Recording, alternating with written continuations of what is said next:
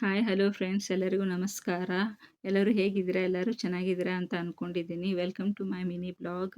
ಇವತ್ತು ಅಮಾವಾಸ್ಯೆ ಇದ್ದರಿಂದ ನಾನು ಬೇಗನೆ ಎದ್ಬಿಟ್ಟು ಸ್ನಾನ ಮಾಡಿ ಮತ್ತು ಹೊಸ್ತಿಲಿಗೆ ನೀರು ಹಾಕಿಬಿಟ್ಟು ರಂಗೋಲಿನ ಹಾಕಿಬಿಟ್ಟೆ. ರಂಗೋಲಿ ಹಾಕಿಬಿಟ್ಟು ಆಮೇಲೆ ಹೊಸ್ತಿಲು ಪೂಜೆ ಮಾಡಿಕೊಂಡೆ. ಇವಾಗ ಒಲೆಯನ್ನು ಪೂಜೆ ಮಾಡ್ಕೋತಾ ಇದ್ದೀನಿ. ಒಲೆನೂ ಪೂಜೆ ಆಯಿತು. ನಾನು ಬೆಳಿಗ್ಗೆ ಬೇಗನೆ ಎದ್ದು ನೀರು ಕುಡಿಯೋ ಅಭ್ಯಾಸ ಇದೆ. ಬಿಸಿನೀರು ಕಾಸ್ಕೊಂಡೆ. ಇವಾಗ ನೀರು ಕಾಸ್ಕೊಂಡು ನೀರು ಕುಡಿತಾ ಇದ್ದೀನಿ. ಇವತ್ತು ಅಮಾವಾಸ್ಯೆ ಇದ್ದರಿಂದ ನಾನು ಒಬ್ಬಟ್ಟು ಮಾಡ್ಬೇಕಂತಂದು ಬೇಳೆನ ಕುದಿಸ್ಕೊಂಡಿದ್ದೆ. ಬೇಳೆನೂ ಕುದ್ದಿದೆ. ಇವಾಗ ಕಟ್ಟಿನ ನೀರನ್ನ ಸಪ್ರೇಟಾಗಿ ತಕ್ಕೋತಾ ಇದ್ದೀನಿ ಕಟ್ಟಿನ ಸಾರು ಮಾಡಲಿಕ್ಕೆ. ನಾನು ಜಗಲಿ ಮೇಲೆ ಒಂದು ಕಾಯಿ ಇಟ್ಟಿದ್ದೆ. ಆ ಕಾಯಿ ತುಂಬಾ ಚೆನ್ನಾಗಿ ಚಿಗುರು ಹೊಡೆದು ತುಂಬಾ ಚೆನ್ನಾಗಿ ಬೆಳೆದಿದೆ ಅದು.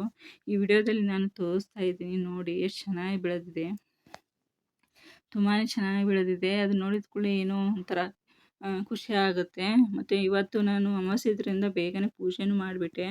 ಮತ್ತು ಎಲ್ಲನೂ ರೆಡಿ ಆಯಿತು. ನೈವೇದ್ಯಕ್ಕೆ ನಾನು ಹೋಳಿಗೆ ಮತ್ತು ಕಟ್ಟಿನ ಸಾರು, ಅನ್ನ ಮತ್ತು ಬದ್ನೆಕಾಯಿ ಪಲ್ಯನೂ ಮಾಡಿಬಿಟ್ಟು ದೇವರಿಗೆ ನೈವೇದ್ಯನೂ ಕೊಟ್ಟಾಯಿತು. ಇವತ್ತಿನ ಮಿನಿ ಬ್ಲಾಗ್ನ ಎಂಡ್ ಮಾಡ್ತಾ ಇದ್ದೀನಿ. Bye friends.